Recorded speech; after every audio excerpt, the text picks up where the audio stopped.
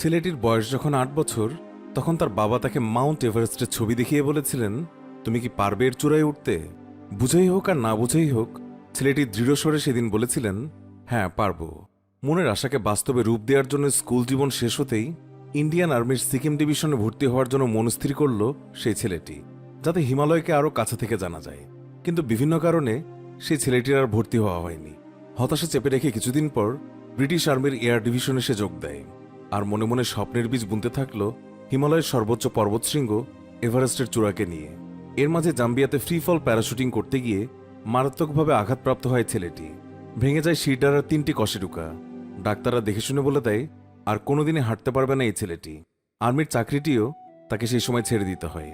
কিন্তু মনের পুরনো আশাকে পুঁজি করে ছেলেটি চেষ্টা করতে থাকে হাঁটবার। আর ডাক্তারের সব কথা মিথ্যে প্রমাণ করে মাত্র 1 বছরের মাথায় ছেলেটি আবার হাঁটতে শুরু করে। তার আরও 6 মাস পর ছেলেটি তার আজীবনের স্বপ্ন এভারেস্টের চূড়ায় উঠে সবচেয়ে কম বয়সে 23 বছরের সময় এভারেস্টে ওঠার রেকর্ড করে। অদম্য সেই ছেলেটি মাত্র 35 বছর বয়সে চিফ স্কাউট হয়ে সবচেয়ে কম বয়সে চিফ স্কাউট হওয়ার রেকর্ড গড়ে। সেই ছেলেটি আর কেউ নয়, তিনি হলেন ম্যান ভার্সেস ওয়াইল্ড অনুষ্ঠানের বেয়ার গ্রিলস। একজন বেয়ার গ্রিলসের আরও এমন অবিশ্বাস্য গল্প এবং তথ্য নিয়েই আমাদের আজকের এই ভিডিওটিতে জানাবো বিচিত্র সব কারুকাজের মাধ্যমে বিশ্বজুড়ে ব্যাপক খ্যাতি পাওয়া বেয়ার গ্রিলসের জীবনের কথা। সেই সাথে ম্যান ভার্সেস ওয়াইল্ড অনুষ্ঠানে তার কাজগুলো কি আসলেই সত্যি নাকি সাজানো, সেসবেরও বিস্তারিত জানতে আমাদের সাথেই থাকুন। তবে প্রিয় ভিউয়ার্স, মূল আলোচনায় যাবার আগে আপনার কাছে অনুরোধ থাকবে, আপনি যদি আমাদের চ্যানেলে নতুন হয়ে থাকেন কিংবা পুরনো হয়েও সাবস্ক্রাইব না করে থাকেন, তাহলে এখনই আমাদের চ্যানেলটি সাবস্ক্রাইব করে পাশে থাকা বেল আইকনটিতে ক্লিক করুন। এতে করে আমাদের নতুন ভিডিও নোটিফিকেশন আপনার কাছে দ্রুত পৌঁছে যাবে। 1974 সালে 7 জুন যুক্তরাজ্যের আয়ারল্যান্ডের জোনাগ্রি এলাকায় জন্মগ্রহণ করেন বেয়ার গ্রিলস। বেয়ারের পিতা স্যার মাইকেল গ্রিলস, তিনি ছিলেন কনজারভেটিভ পার্টির প্রয়াত রাজনীতিবিদ, এবং বিয়ারের মা ছিলেন লেডি গ্রিলস। বেয়ার গ্রিলসের একজন বড় বোন রয়েছেন, তার নাম লারা ফাউসেট। লারা পেশায় একজন টেনিস কোচ। তার বোন লারাই বেয়ার গ্রিলসের বিয়ার নামটি দিয়েছিলেন যখন তার বয়স কেবলমাত্র 1 সপ্তাহ। বেয়ার গ্রিলস ইটন কলেজে শিক্ষালাভ করেছেন। তিনি ইউনিভার্সিটি অব লন্ডন থেকে স্নাতক ডিগ্রি অর্জন করেছেন। গ্রিলস ইংরেজি, স্প্যানিশ এবং ফরাসি ভাষা জানেন। তিনি ধর্মে একজন খ্রিস্টিয়ান এবং তিনি ধর্মবিশ্বাসকে তার জীবনের মেরুদণ্ড হিসেবে অভিহিত করেছেন। খুব অল্প বয়সে বিয়ার তার বাবার কাছ থেকে নৌকা চালানো এবং পর্বত আরোহণ শেখেন। বিয়ার গ্রিলসের বাবা মাইকেল গ্রিলস, তিনি একজন দক্ষ নৌচালক ছিলেন। বিয়ার ইউনিভার্সিটি অব লন্ডনে শিক্ষালাভ করেছেন। ইটন কলেজে অধ্যয়নরত অবস্থায় কলেজে প্রথম পর্বতারোহণ ক্লাব প্রতিষ্ঠা করেছেন বিয়ার। মাত্র 8 বছর বয়সে বিয়ার স্কাউটে যোগদান করেন। পড়াশোনা শেষ করার পর ছুটে গিয়েছিলেন ভারতে, কারণ ভারতের আর্ম ফোর্সের সৈন্যদের অ্যাডভেঞ্চারপূর্ণ জীবন তার কাছে বেশ আকর্ষণীয় বলেই মনে হয়েছিল। সিকিম আর দার্জিলিংয়ের পাহাড় প্রান্তরে ঘুরে বেড়ানো বেয়ার গ্রিলস ভারতের নাগরিক না হওয়ার কারণে আর্মিতে সুযোগ না পেয়ে শেষমেশ ঢুকে পড়েন ব্রিটিশ আর্মিতে। তারপর ব্রিটিশ আর্মির স্পেশাল এয়ার সার্ভিসের 3 বছরের জীবন তাকে পরিণত করল ইতিহাসের অন্যতম সেরা স্কাই ডাইভারে। আর সেই স্কাই ডাইভিং করতে গিয়েই জাম্বিয়ায় প্যারাশুট অ্যাক্সিডেন্ট। স্পেশাল ফোর্সে থাকাকালীন 1996 সালে বিয়ার সেই সময় জাম্বিয়ায় প্যারাশুট ট্রেনিং করাচ্ছিলেন। সে সময় হঠাৎ করেই ভয়াবহ প্যারাশুট দুর্ঘটনায় পতিত হন বিয়ার। দুর্ঘটনা এতই ভয়াবহ ছিল, ডাক্তার বলেছে মেরুদণ্ডের 3টি হাড় পুরোপুরি ভেঙে গেছে এবং তার পুরোপুরি সুস্থ হওয়ার কোনোই সম্ভাবনা নেই। ফলে বিয়ারকে বাধ্যতামূলক আর্মি ফোর্স থেকে অবসর নিতে হয়। সেই সময় বিয়ার 12 মাস সবকিছু থেকে দূরে থাকলেও হাল ছেড়ে দেননি।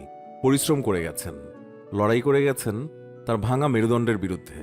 আর সবশেষে সবাইকে অবাক করে দিয়ে 1.5 বছর পর সুস্থ হয়ে ফিরে আসেন বেয়ার গ্রিলস। মানব সেবায় অবদান রাখার জন্য 2004 সালে বেয়ার গ্রিলসকে সম্মানসূচক লেফটেন্যান্ট কমান্ডারের পদবি দেওয়া হয়। 23 বছর বয়সে এভারেস্ট বিজয়ের মাধ্যমেই বেয়ার গ্রিলসের সব ধরনের অভিযানের সূচনা হয়।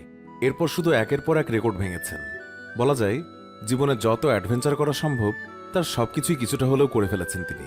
এভারেস্টে ওঠার পরপরই পুরো বিশ্বে, বিশেষ করে গ্রেট ব্রিটেনে তাকে নিয়ে ব্যাপক হইচই শুরু হয়। এরই পরিপ্রেক্ষিতে রয়্যাল লাইফবোট ইনস্টিটিউটের তহবিল গঠনের জন্য জেটস্কি নিয়ে তিনি চক্কর দিয়েছেন ব্রিটিশ আইলের এ মাথা থেকে ও মাথা। দুর্ঘটনায় পা হারানো বন্ধুর সাহায্যের জন্য নগ্ন হয়ে নেমে গিয়েছেন শীতল টেমস নদীতে। পানি আর তার শরীরের মাঝামাঝি বাধা হয়েছিল শুধু একটা বাথটাব। সাগরের নীল পানিকে আপন করে তিনি ছোট্ট বাতাস ভরা নৌকো নিয়ে উত্তর মেরুর বরফ কেটে বেরিয়ে এসেছেন। তিনি অ্যান্টার্কটিকা পাড়ি দিয়েছেন জেটস্কি দিয়ে। এমনকি বরফ শীতল হিমালয়ের সর্বোচ্চ উচ্চতায় প্যারাগ্লাইডিং করার রেকর্ডটাও তার দখলে। এভারেস্টের উপর দিয়ে হয়তো গ্লাইডার নিয়ে ভেসে যেতেন, কিন্তু চীন সীমান্তে অনধিকার প্রবেশ হয়ে যাওয়ার ভয়ে তার হয়ে ওঠেনি। পৃথিবীর বুকে সর্বোচ্চ উচ্চতায় ডান হাতের কাজ ছেড়ে ফেলার রেকর্ডটাও এই বেয়ার গ্রিলসের দখলেই। ইংল্যান্ডের এক দাতব্য সংস্থার অর্থ তহবিলের জন্য অক্সিজেন মাস্ক খুলে বেলুনে চড়ে 25,000 ফুট উচ্চতায় ডিনার করেছিলেন বেয়ার গ্রিলস। 2 মেরু পাড়ি দেয়া এভারেস্ট জয় করা এই ব্যক্তি হয়তো শুধু পানির নিচে ডুব দেওয়ার রেকর্ডটাই বাকি রেখেছেন। এভারেস্ট নিয়ে ইংল্যান্ডের বিখ্যাত প্রতিষ্ঠান ডিওডোরেন্ট একটি বিজ্ঞাপন তৈরি করেন। ওই বিজ্ঞাপনে অভিনয়ের মাধ্যমে বেয়ার গ্রিলস টেলিভিশন জগতে প্রবেশ করেন। এরপর আরও কিছু বিজ্ঞাপন এবং ডকুমেন্টারিতে কাজ করেছেন বেয়ার গ্রিলস। একজন দক্ষ সামরিক অফিসার এবং এভারেস্ট জয়ী বেয়ার গ্রিলসকে যুক্তরাজ্যের চ্যানেল 4 অ্যাডভেঞ্চার শো তৈরির আহ্বান জানান। বর্তমানে বেয়ার গ্রিলস তার উত্থান, পরিচয়, জনপ্রিয়তা সবকিছুই তার অ্যাডভেঞ্চার শোর জন্য। বর্তমান বিশ্বে দুঃসাহসী অভিযানের কথা বলতে গেলে বেয়ার গ্রিলসের নাম সবার প্রথমে আসে। কখনো সুউচ্চ পাহাড়ে, কখনো গভীর অরণ্যে, আবার কখনো বা তুষারাবৃত কোনো পাহাড়ে, আবার কখনো মহাসাগরের অচেনা কোনো দ্বীপে কিভাবে টিকে থাকতে হয় কিংবা উদ্ধার পেতে হয় বেয়ার গ্রিলস দেখিয়েছেন ম্যান ভার্সেস ওয়াইল্ডে। সার্ভাইভ করার জন্য বেয়ার গ্রিলস কখনো পোকামাকড় খাচ্ছেন, আবার কখনো মরুভূমির কড়া রোদ থেকে পরিত্রাণের জন্য নিজের প্রস্রাব মাথায় দিচ্ছেন, আবার প্রয়োজনে নিজের প্রস্রাব খেয়েও নিচ্ছেন। কখনো ভয়ঙ্কর জীবজন্তুর সঙ্গে লড়াই করে টিকে থেকেছেন, আবার কখনো টিকে থাকার যুদ্ধ করেছেন র্যাটল স্নেকের মতো ভয়াবহ কোনো সাপের সাথে যুদ্ধ করে। কখনো ভেলা বানিয়ে পাড়ি দিচ্ছেন কুমিরে ভরপুর জলাশয় কিংবা নদী, কখনো সেই কুমিরের সঙ্গেও তাকে লড়াই করতে হয়েছে। আবার কখনো নিঃস্ব হয়ে দ্বীপে আবার খাবার খুঁজতে খুঁজতে উদ্ধারের জন্য অপেক্ষা করেছেন।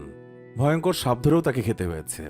এমন ভয়ঙ্কর পরিস্থিতিতে কিভাবে জীবন বাঁচিয়ে ফিরে আসতে হয় লোকালয়ে, এমন হাজারো কৌশল দেখিয়েছেন বেয়ার গ্রিলস। এইসব দেখানো জনপ্রিয় অনুষ্ঠান ম্যান ভার্সেস ওয়াইল্ড প্রথমে যুক্তরাজ্যের চ্যানেল 4-এ বর্ন সার্ভাইভার নামে শুরু করে।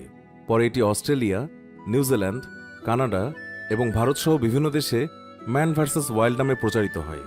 এছাড়া ইউরোপ এবং আফ্রিকার বিভিন্ন দেশে আলটিমেট সার্ভাইভার নামেও পরিচিত বেয়ার গ্রিলসের এই শোটি। বেয়ার গ্রিলসের অনুষ্ঠানগুলো সারা বিশ্বব্যাপী তুমুল জনপ্রিয়তা লাভ করেছে। পরবর্তীতে ডিসকভারি চ্যানেল ম্যান ভার্সেস ওয়াইল্ডের সত্ত্ব কিনে নিয়ে তাদের চ্যানেলে প্রচার করে, কিন্তু 2012 সালে ডিসকভারি চ্যানেলের সঙ্গে মতের অমিল হওয়ায় ম্যান ভার্সেস ওয়াইল্ড তৈরি বন্ধ করে দেন বেয়ার গ্রিলস। কিন্তু ম্যান ভার্সেস ওয়াইল্ডের প্রতিটি ঘটনাই কি সত্যি? একে পুরোপুরি সত্যও বলা যাবে না, আবার মিথ্যে বলে একেবারে উড়িয়ে দেওয়াও ঠিক না। ব্রিটিশ গণমাধ্যম বিবিসি রিপোর্ট থেকে জানা যায় ম্যান ভার্সেস ওয়াইল্ডের এক একটি পর্ব তৈরি করতে কয়েকদিন সময় লেগে যায়, যেখানে টিভিতে দেখানো হয় মাত্র 2-1 দিনের বেঁচে থাকার কৌশল। বিবিসির রিপোর্ট থেকে জানা যায় প্রশান্ত মহাসাগরের দ্বীপে থাকা অবস্থায় ভেলা বানাতে তাকে দলের অন্য সদস্যরা সহযোগিতা করেছে। হাওয়াই দ্বীপের রবিনসন ক্রুসো জঙ্গলে না থেকে তিনি রাত কাটিয়েছেন একটি হোটেলে। পরবর্তীতে বেয়ার গ্রিলস তার অনুষ্ঠানের এই ধরনের ত্রুটির জন্য দর্শকদের কাছে ক্ষমা চেয়েছেন। তবে একটি অনুষ্ঠানের এই ধরনের অসামঞ্জস্যতা তার যাবতীয় অর্জনকে কোনোভাবেই ঢেকে দেয় না। তার দুঃসাহসকে বাহবা না দিয়ে কোনো উপায় নেই। প্যারাগ্লাইডার নিয়ে খরস্রোতা অ্যামাজন নদে ঝাঁপিয়ে পড়া কেবল মুখের কথা নয়, পদে পদে মৃত্যুর আশঙ্কা নিয়েও প্রকৃতির একেবারে গভীরে মিশে যাওয়া বেয়ার গ্রিলসকে টেলিভিশনের পর্দায় যে মুগ্ধতা নিয়ে আমরা দেখি, সেই মুগ্ধতা কিন্তু মিথ্যে নয়। জীবনের মোড় পাল্টে দেয়া ভয়াবহ প্যারাশুট অ্যাক্সিডেন্টকে বুড়ো আঙ্গুল দেখিয়ে একটি কথাই তিনি বলেছিলেন, if you risk nothing you will gain nothing. সব মিলিয়ে বেয়ার গ্রিলস যেমন এক দুঃসাহসী অভিযাত্রী, তেমনি তার জীবনের প্রত্যেকটি ক্ষেত্রে তিনি এগিয়ে গিয়েছেন মনোবল এবং দুঃসাহস নিয়ে। বেয়ার গ্রিলস একজন সফল মোটিভেশনাল বক্তাও। তার লেখা এবং বক্তৃতায় তিনি বর্তমানে সমাজসেবামূলক কাজ করছেন। এছাড়া তিনি কত ভালো একজন লেখক সেটা হয়তো অনেকেই জানেন। বেয়ার গ্রিলস তার এভারেস্ট অভিযান নিয়ে সর্বপ্রথম বই লিখেন। বইটির নাম ফেসিং আপ। তার প্রথম বই the kid who climb Everest এটি যুক্তরাষ্ট্রে প্রথম প্রকাশিত হয়। এভারেস্ট অভিযান নিয়ে তিনি আবার ফেসিং দ্য ফ্রোজেন ওশান নামে তার দ্বিতীয় বই প্রকাশ করেন। এরপর বর্ন সার্ভাইভার বেয়ার গ্রিলস নামে আরেকটি বই প্রকাশ করেন। বেয়ার গ্রিলস সর্বমোট 14টি বই প্রকাশ করেছেন। তার মধ্যে সবচেয়ে বেশি জনপ্রিয়তা লাভ করেছে 2012 সালে প্রকাশিত তার আত্মজীবনীমূলক বই mud, sweat and tears the autobiography. এছাড়াও বেয়ার গ্রিলস অভিযানের দিক নির্দেশনামূলক বইও রচনা করে থাকেন। প্রিয় ভিউয়ার্স, বন জঙ্গলে বেয়ার গ্রিলসের উদ্ভট সব কর্মকাণ্ড দেখে হয়তোবা তার প্রতি আপনার ঘৃণা থাকতেও পারে, তবে তার বিপরীতে তার সংগ্রামী জীবনের গল্পটা কি একটুও আপনার হৃদয় ছুঁয়ে যায়নি? কমেন্ট করে এক্ষুনি জানিয়ে দিন তাকে নিয়ে আপনার মূল্যবান মতামত। সেই সাথে ভিডিওটিতে অবশ্যই একটি লাইক দিন এবং অনেক অনেক শেয়ার করুন। আরও এমন বিশ্ববিখ্যাত ব্যক্তিদের জীবনের কথা সহ নানা রকম অজানা তথ্য জানতে আমাদের চ্যানেলটি সাবস্ক্রাইব করে আমাদের সাথেই থাকুন।